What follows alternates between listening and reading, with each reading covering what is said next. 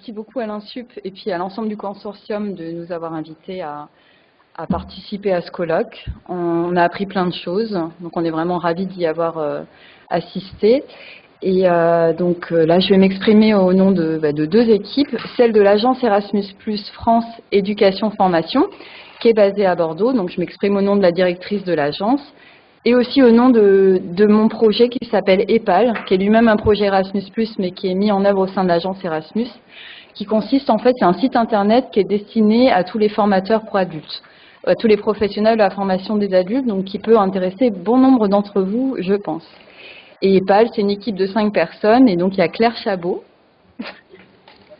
qui est stagiaire en communication et qui a pu aussi assister à la journée.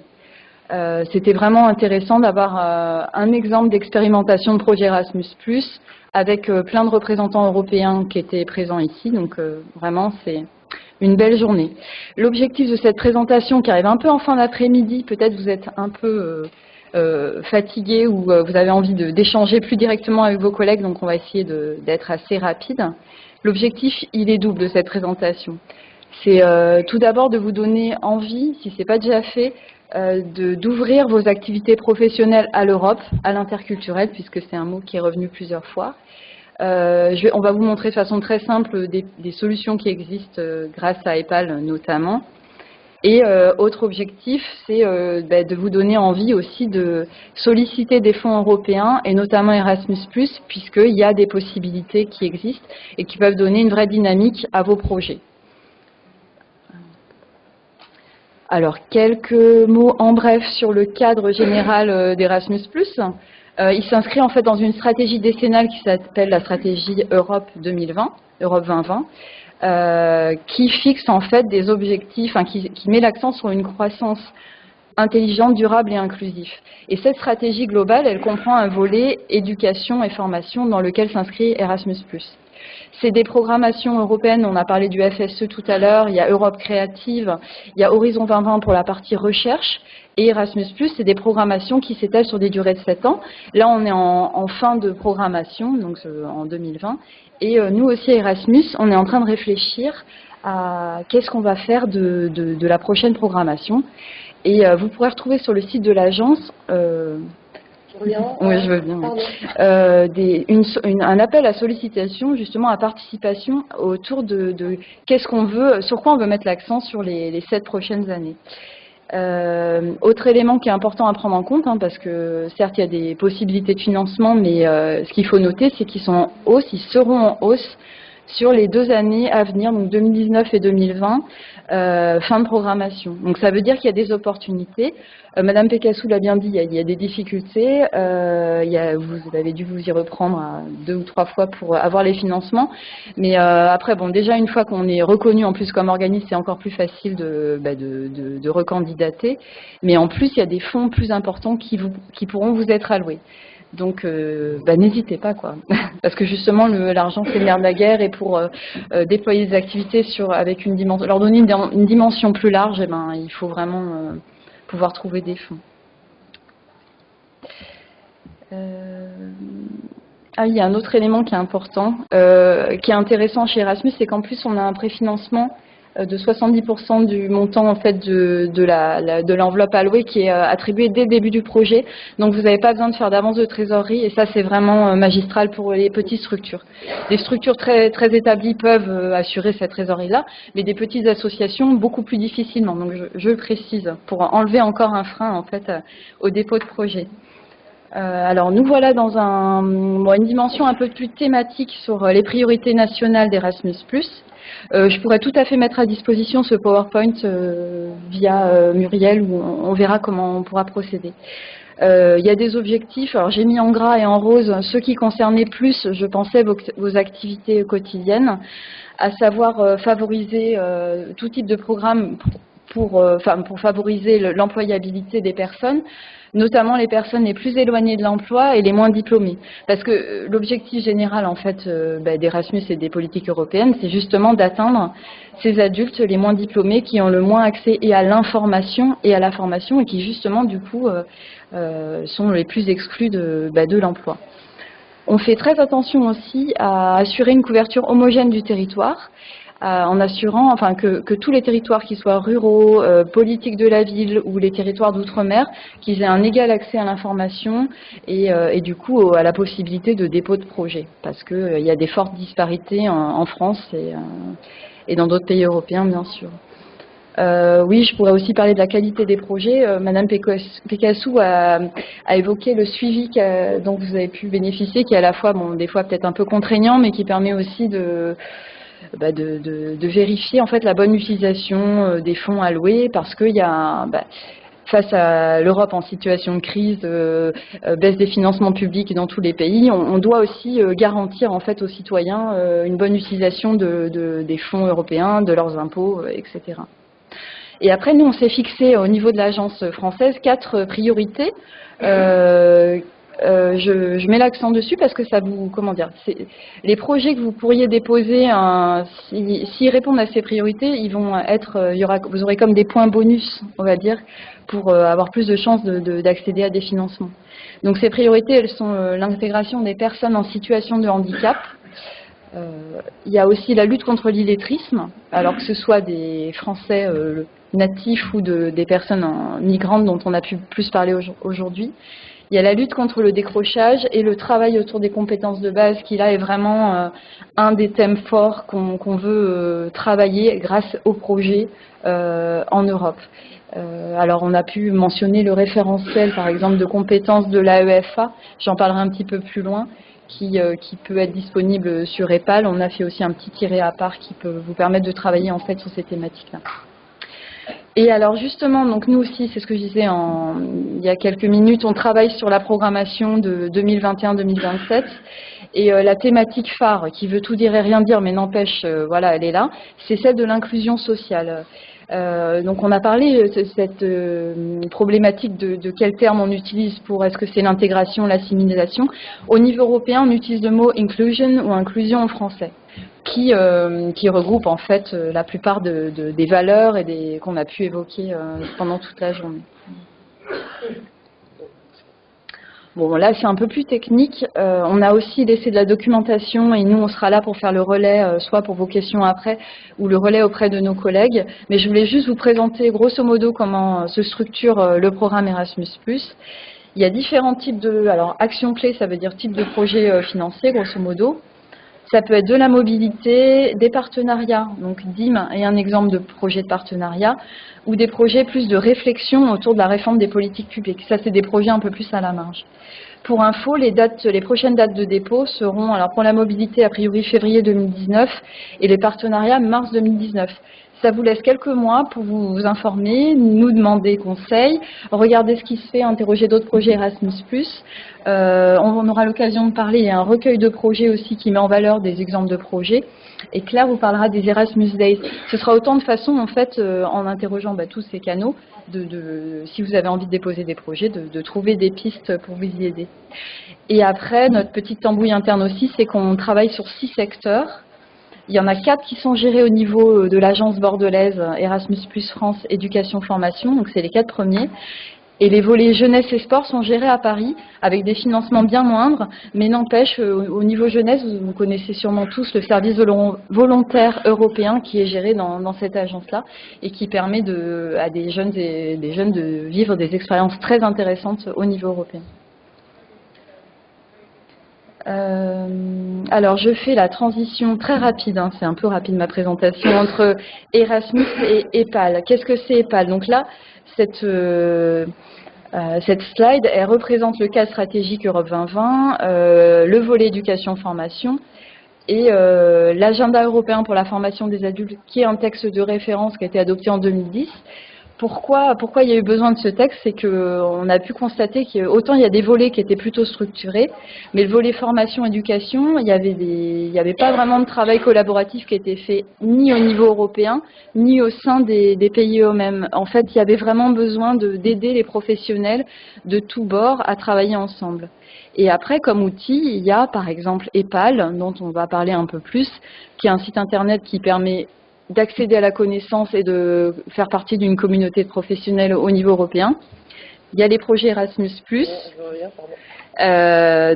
comme le projet DIM et puis tant d'autres. Et il y a l'AEFA qui est un groupe de travail plus réflexif qui fait de la recherche-action autour de thématiques comme justement les compétences de base, compétences transversales. On peut dire. Merci. Encore. Ouais, voilà. Donc là, vous avez la signification de l'acronyme EPAL, donc Electronic Platform for Adult Learning in Europe. C'est une plateforme qui est dispensée en 23 langues, donc espace multilingue, je crois qu'on est pas mal, avec un gros effort de traduction qui est fait par toutes les équipes. Par exemple, l'équipe française, elle traduit toutes les semaines des textes vers l'anglais et l'allemand, et inversement, afin d'offrir le maximum de ressources à l'ensemble des professionnels. Qui sont ces professionnels concernés? C'est vous, mais c'est vraiment très large parce que on couvre à la fois ce qu'on appelle l'éducation des adultes, on va dire que c'est plutôt l'éducation informelle, l'éducation populaire qu'on a pu mentionner tout à l'heure. Ça peut s'adresser à des bénévoles ou des personnes salariées, mais ça couvre aussi la formation professionnelle continue. Ça peut être destiné à des enseignants-chercheurs, à des journalistes, à des élus qui travaillent en lien avec la formation et à toutes les personnes qui ont envie d'enrichir leurs connaissances et leur réseau autour de la formation des adultes en France et en Europe. Donc c'est très large et ça offre une grande variété de contenus parce que ouais, voilà, ouais. Là, je vous ai mis quelques chiffres pour vous donner un peu une idée comme ça de ce que ça peut représenter. EPAL a été lancé il y a seulement 3 ans au niveau européen et puis dans pas mal de pays. Maintenant, on est 35 équipes nationales qui couvrent et des pays membres de l'Union, mais aussi des pays candidats ou autres. Il y a par exemple la Turquie qu'on a évoquée, on a parlé des Balkans, il y a l'Albanie, le Monténégro qui font partie des pays contributeurs. Donc ça offre une vraie perspective en fait, sur l'Europe et l'Europe au sens plus géographique, donc qui est assez intéressante. En France, on travaille avec des experts, donc c'est des personnes qui nous aident à faire des focus plus particuliers sur les thématiques en lien avec les priorités nationales. Donc par exemple, en ce moment, on est complètement dans la réforme de la formation professionnelle. On a aussi beaucoup travaillé autour du décret qualité, autour de la qualité de la formation, l'utilisation du numérique dans les apprentissages tout au long de la vie. Ça va être des thèmes, ou aussi la valorisation des acquis d'expérience, parce que la France est plutôt en avance sur la VAE, donc c'est assez intéressant de l'expliciter et puis de voir comment nos collègues européens travaillent. On travaille aussi avec des masters, ça c'est assez récent, on en est assez content. C'est des jeunes qui sont, souvent c'est des étudiants qui sont en reprise d'études, donc qui ne sont pas si jeunes, et qui sont en ingénierie de la formation des adultes, et qui nous aident à promouvoir la plateforme et à écrire des articles, à mettre en avant leurs travaux universitaires, donc c'est assez intéressant aussi. On travaille avec Dauphine, Nanterre, Tours et Toulouse. Donc là, vous avez aussi quelques chiffres sur le nombre de contributions, les équipes nationales, je l'ai dit, et 23 langues. Voilà. Sachant que c'est l'anglais, la langue la plus où il y a le plus de contributions quand même, parce que tout le monde traduit en anglais en premier lieu, donc forcément. Comment y accéder? Soit vous tapez EPAL France sur Google, vous trouverez très vite parce qu'on est très bien référencé. Là aussi, c'est bon à savoir, si vous publiez un article, il apparaît en tête de recherche sur Google. Donc on est plutôt content de ça. Et sinon là vous avez l'accès direct, donc eceuropa.eu et EPAL France. Et on a aussi une page dédiée sur le site de l'agence Erasmus+ qui permet de se rendre sur la plateforme. Et puis quand même, même si je vous incite vraiment à prendre le temps chez vous, d'aller voir la plateforme ou alors de nous appeler après pour toute question, je voulais vous montrer, vous donner un aperçu de à quoi ça ressemble, quoi. Donc c'est un site internet. Avec, là justement, ça tombe bien, le focus de ce mois-ci, c'est sur les compétences, évaluer les compétences des adultes. Et c'est un focus qui va être partagé par les 35 équipes nationales. Donc vous allez pouvoir trouver de la ressource en français, en anglais, en espagnol, en italien, en grec, sur toutes ces, sur cette thématique. Et quelle était la thématique du mois dernier? C'était l'éducation des migrants. Quelle est la thématique du mois suivant? C'est l'intégration des personnes en détention, l'éducation en milieu pénitentiaire. Comme c'est des choses qu'on a entendues tout au long de la journée, je voulais juste vous montrer à quel point ça pouvait faire écho, en fait, au moins pour la recherche de contenu. Et après, bon, idéalement, si vous pouviez vous-même aussi y contribuer, c'est comme ça qu'EPAL se développe, en fait. Mais déjà, vous pouvez trouver une mine d'informations dans toutes les langues avec un gros travail de traduction de notre part pour que vous ayez des choses en français aussi. Je regarde pour rien oublier. Ah oui, il y a aussi un aspect très important que je voudrais mentionner, c'est qu'il y a une fonction qui s'appelle recherche de partenaires sur EPAL, qui peut vous servir, là je reviens avec Erasmus+, si vous voulez monter un projet et le déposer l'année prochaine, eh ben, hop, vous utilisez le moteur de recherche partenaire sur EPAL et qui est déployé par toutes les équipes nationales des 35. Donc ça peut vraiment vous aider à trouver des partenaires. Ou autre cas qui peut se présenter, s'il y a un partenaire qui fait défaut en cours de projet, eh ben vous pouvez en trouver un nouveau. Et puis au-delà de ça, comme le but d'EPAL, c'est pas juste de faire du projet Erasmus+, ça peut vous permettre de monter des projets plus informels, sans financement derrière, mais c'est déjà pas mal pour travailler ensemble avec vos collègues européens. Parce que c'est quand même incroyable, on travaille tous plus ou moins sur les mêmes thématiques, avec des déclinaisons culturelles qui sont différentes, mais n'empêche, on se pose tous les mêmes questions. Donc autant travailler ensemble, quoi. Et c'est vraiment la spécificité d'EPAL, parce qu'il y a des sites ressources et tout, c'est et la dimension européenne et la dimension multilingue, pour pas perdre en précision en fait sur les activités qui peuvent être menées. Et on fait aussi, donc outre le travail de traduction, on fait un travail de valorisation via les réseaux sociaux. Donc là, vous avez une représentante hors pair et c'est des réseaux sociaux qui sont aussi relayés au niveau européen. Donc vraiment, moi je vous incite à y jeter un œil et peut-être vous trouverez de l'inspiration aussi pour vos activités et quotidiennes ou alors pour structurer quelque chose d'un peu plus formel avec une demande de financement. Et dans la prochaine programmation aussi, je reviens encore là-dessus, donc sur 2021-2027, on va aussi travailler sur l'interfinancement, justement, on a fait une rencontre thématique il n'y a pas très longtemps autour de la culture et de la formation des adultes et on a travaillé avec Europe Créative. Donc on va travailler avec le FSE sûrement bientôt aussi et à Horizon 2020 aussi dans le cadre des travaux plutôt avec les masters ambassadeurs côté recherche et valorisation sur EPAL. Et concrètement, pour revenir au projet DIM, il y a eu des articles publiés au moment du lancement et c'est un outil qui est à votre disposition et qui permet de mettre en ligne ce que vous faites et de le faire connaître au plus grand nombre. Voilà, concrètement, c'est ça.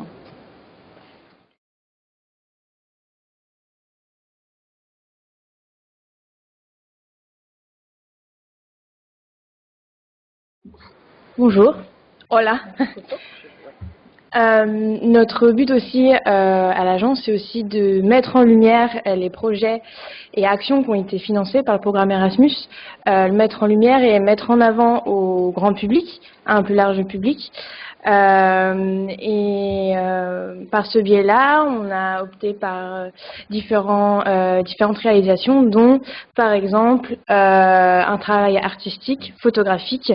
Par exemple, est venue la photographe Eugénie Bacot, photographe spécialisée dans le reportage, et qui est venue prendre des photos voilà, du projet d'IME et qui a été exposé. Voilà, vous pourrez le trouver dans le recueil de projets, qui est une des success stories, on va dire, de nos partenaires. Nous avons aussi cette année qui a recommencé pour la deuxième fois, les Erasmus Days. Donc les Erasmus Days, c'est 2 jours en octobre, le 12 et 13 octobre prochain.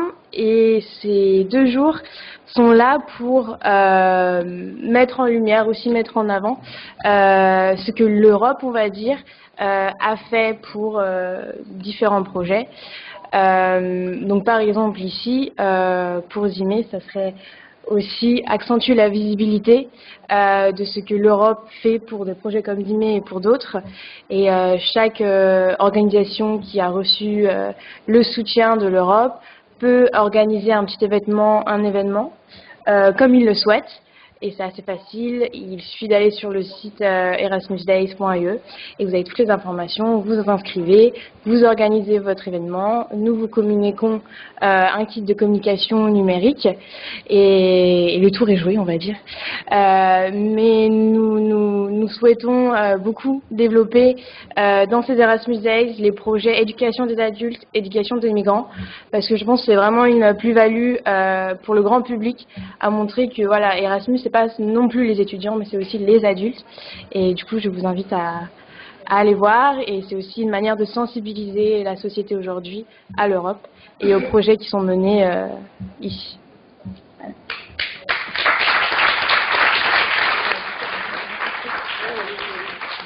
N'hésitez pas à aller visiter aussi notre site internet EPAL, les réseaux sociaux, Twitter, Facebook, le site des Erasmus Days, donc erasmusdays.ie. Vous trouverez aussi toute la documentation sur l'agence, sur EPAL, juste ici, le recueil des projets. Et aussi, nous organisons le 5 juillet une rencontre thématique sur l'orientation dans l'éducation des adultes, qui aura lieu à Paris, et peut-être ma collègue pourra vous en dire plus. En fait, depuis 1 an et demi, on s'est dit que c'était bien joli d'avoir un site internet qui regroupe les professionnels, mais qu'à un moment donné, il faut qu'ils se rencontrent. Alors, on en est à notre 8e rencontre thématique. Je vous ai parlé de la dernière sur la culture. On aborde en fait tout un tas de thèmes.